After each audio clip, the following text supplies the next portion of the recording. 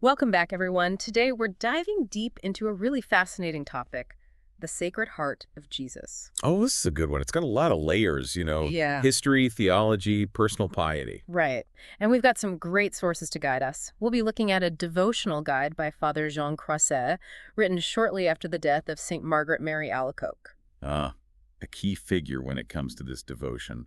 Her story is really quite something. It is, and we'll also be exploring a theological work called Heart of the Redeemer by Timothy O'Donnell. Excellent choice. O'Donnell's really insightful. He does a great job of unpacking the historical and scriptural roots of this devotion. Exactly. And to round things out, we've got The Sacred Heart and the Priesthood by Mother Louise Margaret Claret, focusing on, well, the priesthood. Makes sense. It's a devotion that has a lot of significance for priests. Mm. Their role as kind of mediators of God's love really ties in with the whole idea of the Sacred Heart. Exactly. So it's not just about religious practice. This deep dive takes us into a love story, a mystery, even a bit of controversy. Controversy. Oh, yeah, for sure. There's definitely been debate over the centuries about the proper way to understand and practice this devotion. But to really get into all that, we need to start with the life of St. Margaret Mary Alacoque herself. She's kind of the starting point for all of this. Agreed. She was a visiting nun in 17th century France. Even as a child, she was intensely devout. I mean, Father Croiset describes her finding worldly amusements to be an absolute torture. Wow, that's intense. I mean, as kids, most of us love parties and games and stuff, Hmm. but not her, huh? She was drawn to prayer, the Eucharist, the Virgin Mary. Right from the start. And it's almost like that early piety set the stage for what was to come, because then she started having these mystical experiences, visions where Jesus revealed his heart to her. And in those visions, Jesus emphasized his desire to be loved and honored, specifically through this devotion to his Sacred Heart. It's a pretty powerful image, right? This direct revelation from Jesus himself expressing his deep desire for this specific kind of devotion. But as you mentioned earlier, not everyone was immediately on board with this whole new devotion. She faced opposition, even within the church. Oh, yeah. From what I've read, it wasn't easy for her. She faced resistance within her own convent, from other religious figures, people who thought this was all a bit too much, too focused on, the physical heart. It's interesting how what we consider pretty standard Catholicism now was seen as kind of radical back then. Totally. It makes you think about how religious ideas and practices evolve over time, how they're shaped by different contexts and interpretations. But before we go any further, I think it's important to clarify exactly what we're talking about here. What is the Sacred Heart? Is it just like a physical heart? Not quite. I mean, it's not about worshiping a body part, right? The Sacred Heart is symbolic. It's a way of representing Jesus's immense love for humanity. Think about it this way. We talk about the heart as being the seat of our emotions, the source of our deepest feelings, even though it's really just a physical organ pumping blood. So the Sacred Heart is pointing to that deeper emotional reality of Jesus's love. It goes beyond just fearing God. It's about experiencing the depth of his love for us. You got it. And this idea of love being at the center of our relationship with God, well, that gets fleshed out in some pretty specific ways. There are, for instance, 12 promises associated with the devotion, but we can leave those for our listeners to explore on their own. For now, let's shift gears a bit and talk about where this devotion fits into the bigger picture of Christianity. What about the Bible and the history of the Church? Where does this idea of the heart of God come from? Yeah, good point. I have to admit, I don't really remember hearing much about the heart of God in Sunday school. Right. You don't usually see kids' Bibles with pictures of anatomical hearts on the cover. But the concept is actually there in the Old Testament, even though it's maybe not as explicit as it is in the New Testament. Timothy O'Donnell's book, Heart of the Redeemer, highlights some fascinating examples. Oh, really? Do tell. Well, for example, there's the story of Eli the priest in the book of Samuel. God's heart is described as being grieved by the wickedness of Eli's sons. It's an interesting choice of words, right? Grieved. It suggests a depth of emotion, a personal investment on God's part. So it's not just about following rules to avoid punishment. It's about understanding that God is personally invested in our well-being and our actions affect him deeply. Yeah, there's a real relational dynamic there, heart-to-heart connection. And then you've got King David, whose heart is described as being after God's own heart. I've always loved that phrase. But honestly, David wasn't exactly a saint, was he? He made some pretty big mistakes. True. But it wasn't about David being perfect. It was that the orientation of his heart, his desire to know and love God, even when he messed up. So it's about aligning your heart with God's heart, striving to be in tune with his will, even if you don't always get it right. Exactly. And then we get to the New Testament, well, things get even more interesting. The piercing of Jesus' side on the cross, the wound from which blood and water flowed, becomes super central to the Sacred Heart devotion. It's fascinating how this physical wound becomes a window into the heart of God, both literally and figuratively. And early Christian writers picked up on this right away. You've got guys like St. Hippolytus and St. Irenaeus writing about the blood and water that flowed from Jesus' side as symbols of grace and the Holy Spirit. They saw a connection between this physical event and deeper spiritual realities. So the imagery and the symbolism, they're already there at the crucifixion. But how do we get from these early interpretations to the formal Sacred Heart devotion that we know today? It was a gradual process, just like most theological developments. Think of it like a slow burn. You have figures like St. Gertrude the Great in the Middle Ages who had very intense mystical experiences with the devotion. These experiences helped to solidify its place in Christian tradition. And then, of course, you've got St. Margaret Mary Alacoque's visions in the 17th century, which really brought it to the forefront. Her visions, coupled with Father Croiset's writings, really helped to popularize and explain the devotion to a wider audience. Right. It's kind of amazing to see how all these pieces fit together over time. It is. But now I think it's time to get to the heart of the matter, so to speak. Let's dive into the theology. How do we understand this devotion in light of Jesus having both divine and human natures?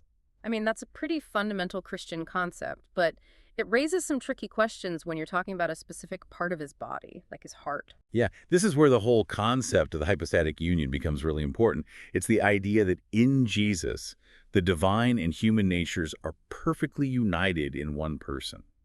So his human heart was, in a very real sense, the heart of God. So we're not just venerating a physical heart, we're connecting with the divine love that was made visible and tangible in Jesus' human form. Exactly. But, of course, that brings up the question that some people have. Isn't this idolatry? Aren't we worshiping a body part? It's a legitimate concern. I've heard that argument myself. Right. But the Church has always been clear that the Sacred Heart devotion isn't about worshiping flesh and blood. It's about the reality of the Incarnation, the fact that God took on human nature, a human heart included. So the heart is just a way to connect with that mystery, that incredible act of love where God became man. You nailed it. And that connection comes alive through very specific practices. But before we get into those, I think we need a little break. It's a good place to pick up, though. This idea of the physical heart as a symbol, pointing to something much deeper. Right. And I think that's where some of the controversy comes in, people focusing too much on the physical aspect and missing the spiritual reality it represents. Yeah, it's not about, like, worshiping a piece of anatomy. The heart is a symbol, a really powerful symbol, but still just a symbol. It's a way of getting at something that's hard to put into words, the immeasurable love of God. Exactly. A love so deep that he became one of us, took on a human heart and all the emotions that come with it. It's a mind-blowing concept when you really think about it. God experiencing the world through a human heart. It is. And it challenges us to think about our own relationship with God, right? Mm-hmm. It's not just this distant, impersonal kind of thing. We're invited to participate in this love, not just sit back and receive it passively. Okay, yeah, that makes sense. And it kind of brings us back to this whole idea of reparation, which keeps coming up in our sources, offering something back to God in response to his love. Yeah, it's a key part of this devotion, but I can see how it could be a bit confusing, maybe even a little scary for some people. Right. Because does it mean like we have to earn God's love? Or that it's conditional on us doing certain things? No, not at all. His love is freely given, a pure gift, no strings attached. Okay, good. Because that would be a lot of pressure. Yeah, no kidding. But think about it this way. When we genuinely love someone, when we truly care about them, we naturally want to make amends if we hurt them. Sure, of course. I mean, when you care about someone, you don't want to cause them pain. And if you do, you want to make things right. Exactly. It's not about punishment or trying to manipulate God. Reparation is about recognizing that our actions have real consequences. And when we sin, we not only hurt ourselves and others, but we also hurt God. It's about acknowledging our failings and seeking to repair the damage we've caused out of love. It's about aligning our hearts with God's heart, letting his love transform us from the inside out so that we can be more like him. Beautifully said. And this idea of transformation, of becoming more Christ-like, is something that Mother Louise Margaret Claret really emphasizes in her book, especially when it comes to priests. Right. She saw priests as like living icons of the Sacred Heart. They're called to embody God's love and mercy in a unique way. Yeah, and she specifically highlights certain virtues that priests should cultivate: zeal, devotedness, meekness, humility, mercy. She believed these qualities were essential for reflecting the heart of Christ to those they serve. And it makes sense, right? I mean, if a priest is supposed to be a representative of Christ, he needs to embody those qualities. Exactly. But, these virtues aren't just for priests. They're qualities that all of us, regardless of our vocation, can strive to cultivate in our own lives. That's a good point, because ultimately we're all called to be Christ-like, aren't we? We are. And embracing these virtues, well, it makes us more receptive to God's love and better able to share that love with others. It's like a ripple effect. It's like the Sacred Heart devotion offers a blueprint for living a truly Christian life, a life grounded in love and service. I love that. A blueprint for living a truly Christian life. It's challenging, but it's also incredibly freeing. We don't have to do this alone. We have the love and support of God to guide us. And speaking of guidance, we have these different sources offering their perspectives on the Sacred Heart. It might be helpful to break down some of their key insights and see how they complement each other. Sounds good to me. Ah. Where do you want to start? Well, we've got Father Jean Croiset writing shortly after St. Margaret Mary Alacoque. He offers a more devotional approach, really delving into the practical aspects of the devotion. Yeah, his work is almost like a handbook for incorporating the Sacred Heart into your everyday life. Lots of specific advice, prayers, practices, promises. Exactly. And then we've got Timothy O'Donnell, whose book provides a more theological exploration. He's really interested in the scriptural roots and the historical development of the devotion. Right. O'Donnell gives us a broader context, helps us see how this devotion fits into the bigger picture of Christian tradition. And then there's Mother Louise Margaret Claret, who focuses specifically on the relationship between the Sacred Heart and the priesthood. Her perspective is really valuable because it highlights how this devotion should be at the very core of priestly ministry. It's not just an optional add-on, it's foundational. So we have these different perspectives, each offering unique insights into the multifaceted nature of the Sacred Heart devotion. It's not just a one-size-fits-all kind of thing. Not at all. Yeah. And I think that's what makes it so rich and so appealing to so many people. Okay, so let's dive a little deeper into each of these sources, starting with Father Croiset. What stood out to you most from his devotional guide? Well, one of the things that really struck me was his emphasis on the tangible aspects of the devotion. He doesn't shy away from specifics. He talks about practices like the 9 First Fridays, the communion and reparation, frequent confession, concrete things you can do to grow closer to the Sacred Heart. It's almost like he's giving you a step-by-step guide, right? Yeah, exactly. And he's not afraid to talk about the promises associated with these practices either. Yeah. The promise of final perseverance, for example, that's a pretty big deal for a lot of people. It is. It speaks to our deepest longing for union with God, the assurance that we won't lose our way. Right. And he makes it clear that these promises aren't earned through our efforts alone. They're gifts, pure gifts, flowing from the love of the Sacred Heart. But we have to dispose ourselves to receive them, open ourselves to God's grace. And that's where the practices come in, right? They're not just empty rituals. They're ways to cultivate that openness, to invite God's grace into our lives. Exactly. And it's not just about external actions either. Right. Croiset also talks about interior mortification, which sounds kind of intense. Yeah, I was going to say, that doesn't sound very fun. Well, it's not about self-punishment or anything like that. It's about conquering our ego, our selfishness, and aligning our will with God's will. So it's more about an inner transformation, a change of heart, than about, doing a bunch of external things. Precisely. It's about dying to ourselves so that Christ can live in us more fully. It's a challenging process, but one that leads to true freedom, letting go of our need to control everything and surrendering to God's love. Right. And Croiset emphasizes that this transformation, it doesn't happen overnight.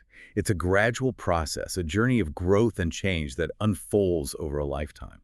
So it's not about achieving some kind of spiritual perfection. Nope. It's about being open to God's grace and allowing him to work in us day by day, year by year. And it's about doing that in community, right? We're not meant to walk this path alone. Absolutely. Croiset stresses the importance of finding support in others who share our desire for closeness with God.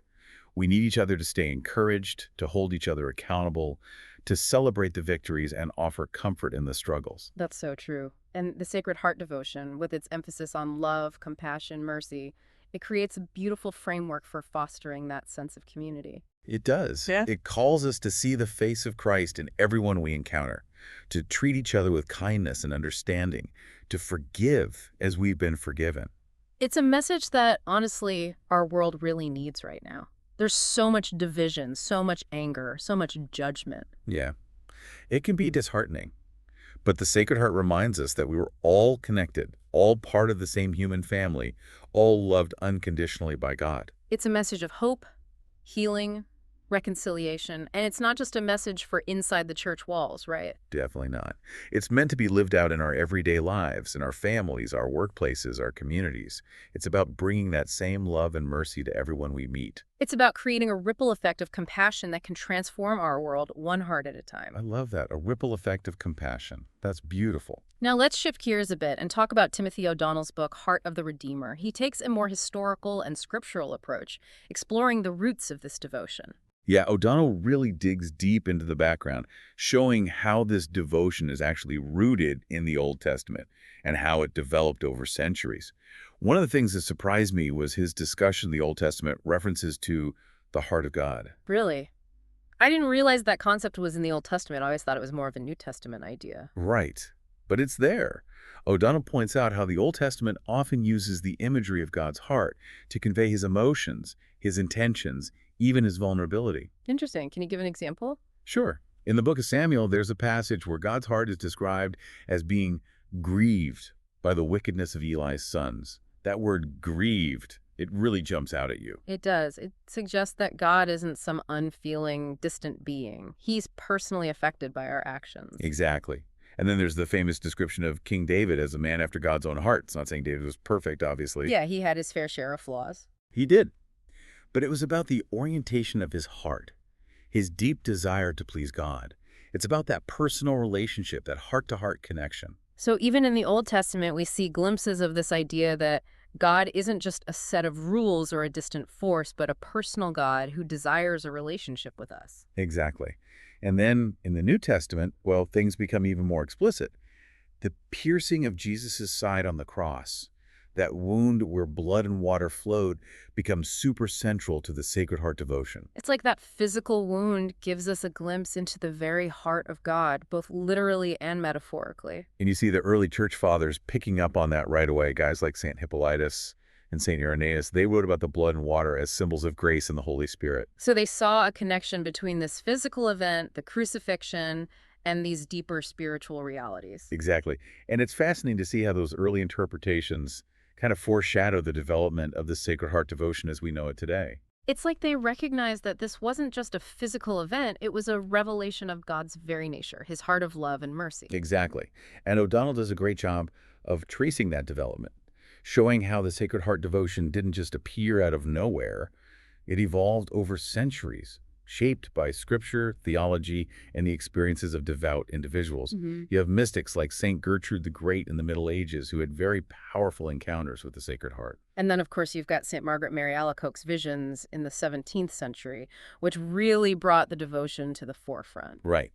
And her visions, along with the writings of people like Father Croiset, helped to solidify the specific practices and promises associated with the devotion. It's like this beautiful tapestry woven together through centuries of prayer and reflection, all pointing to the same central truth. And that central truth, as O'Donnell emphasizes, is the incarnation. The fact that God became man, that he took on a human heart in the person of Jesus Christ. Right, and that's what makes this devotion both so challenging and so comforting, I think. Oh, absolutely. It's challenging because, well, it's hard to wrap our minds around, God becoming human, divine, and human, united in one person. It's a mystery that stretches our understanding. It does. But it's also incredibly comforting because it means that God isn't some distant, unknowable being. He entered into our human experience. He knows what it's like to have a heart that breaks, a heart that loves, a heart that yearns for connection. And the Sacred Heart, as a symbol, makes that truth tangible, accessible. It does. It offers us a way to connect with that mystery, to encounter God in a personal, intimate way. It's not about worshiping a body part. It's about recognizing that God's love is real, personal, and embodied in the person of Jesus Christ. And it's a love that we're invited to respond to, not just with our minds, but with our hearts. Exactly. And that brings us back to this idea of reparation, which we've talked about a few times already. It's a concept that a lot of people struggle with, but it's really at the core of the Sacred Heart devotion. Yeah, because on the surface, it sounds a little bit like, okay, I messed up. Now I have to do all these things to make it up to God. But it's not about that, right? No, not at all. God's love isn't something we have to earn. It's freely given. But when we truly love someone, we want to make amends if we've hurt them. Right, of course. It's like when you accidentally step on your friend's foot, you apologize, you maybe offer to get them an ice pack, you try to make things right. Exactly. And reparation is kind of like that. It's recognizing that our sins, our actions, they have an impact on God. They hurt him. Not because he's this vengeful being waiting to punish us, but because he loves us and our actions grieve him. Exactly. Reparation is about expressing our sorrow for the ways we've hurt him, and it's about wanting to draw closer to his heart, to repair the damage we've caused. So it's not about fear or obligation, it's about love. Yes, it's about allowing our hearts to be transformed by his love so we can more perfectly reflect that love in the world. And that transformation involves embracing specific practices, right? Things like frequent communion, the 9 First Fridays, the communion of reparation. Exactly. These practices aren't just empty rituals. They're ways to shape our hearts, to make us more receptive to God's grace, to deepen our relationship with him. And a lot of those practices, they revolve around the Eucharist. They do. And that makes sense, right? Because it's in the Eucharist that we encounter Christ most fully. We receive his body and blood. We unite ourselves to his sacrifice. It's the most tangible expression of his love for us. And it's in that context of the Eucharist, of receiving Christ's love in such a concrete way, that this call to reparation, to make amends for our sins, takes on a whole new meaning. It does. And that's where Mother Louise Margaret Claret's insights on the Sacred Heart and the priesthood become so important. She saw priests as, in a sense, living icons of the Sacred Heart, called to embody God's love and mercy in their ministry. And she emphasized those specific virtues that priests should cultivate: zeal, devotedness, meekness, humility, mercy. She believed these qualities were crucial for reflecting the heart of Christ to others. Right. She saw these virtues not just as, like, professional skills or personality traits, but as expressions of the very heart of Christ. It's a high calling, for sure, but it's not just for priests, is it? No, not at all. These are qualities that all of us, no matter what our vocation is, can strive to cultivate. When we embrace humility, meekness, mercy, we become more open to God's love and better able to share it with others. So the Sacred Heart devotion, it's not just about personal piety or religious practice. It's about transforming the way we live in the world, the way we treat each other. It's about becoming agents of God's love, bringing his compassion and mercy to bear on a world that so desperately needs it. And it's a message that's especially relevant in our own time, wouldn't you say? I mean, think about all the challenges we're facing, all the division and anxiety in the world right now. It's definitely a lot to process. And it's easy to feel overwhelmed, to lose hope. But the Sacred Heart reminds us that we're not alone. God's love is still present, still active, still working to bring about healing and wholeness. And we're invited to participate in that work, right? We're not just passive recipients of his love. We're called to be his hands and feet in the world, to be agents of his mercy and compassion. Exactly. And that brings us to the question of how we can practically live out this devotion in our everyday lives. How do we move beyond the theory and the history and actually integrate the Sacred Heart into our relationships, our work, our communities? That's a great question, and one that we'll explore as we continue our deep dive into the Sacred Heart of Jesus. Stay tuned. So how can we, right? How can we take all this amazing history and theology and actually make it real in our lives? Yeah, that's the big question, isn't it? Because it's easy to get kind of, I don't know, heady with all the concepts and ideas, but how does it change how we live? That's the key. Yeah. Father Croiset, he's got some really practical suggestions in his guide. Like, he's a huge advocate for frequent communion, especially on the first Friday of each month. And we see that emphasis in all of our sources, really. The Eucharist is front and center when it comes to the Sacred Heart devotion. Makes sense, right?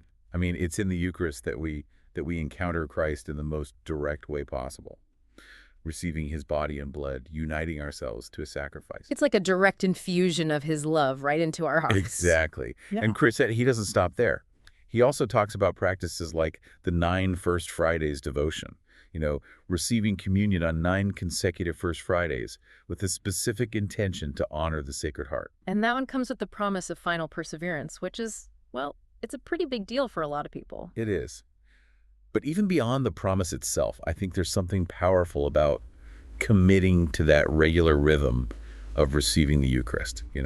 It's like creating space in your life intentionally to encounter Christ's love. Exactly. It's about cultivating a rhythm of grace. And Croiset, he also suggests making regular visits to the Blessed Sacrament, spending time in adoration, reciting litanies and prayers to the Sacred Heart. He really lays out a whole path for deepening our relationship with Christ. It's not just about checking things off a list. It's about fostering that real personal encounter. Right. And all of this outward stuff, the practices and all, it should be leading to an inner transformation, Yeah. right?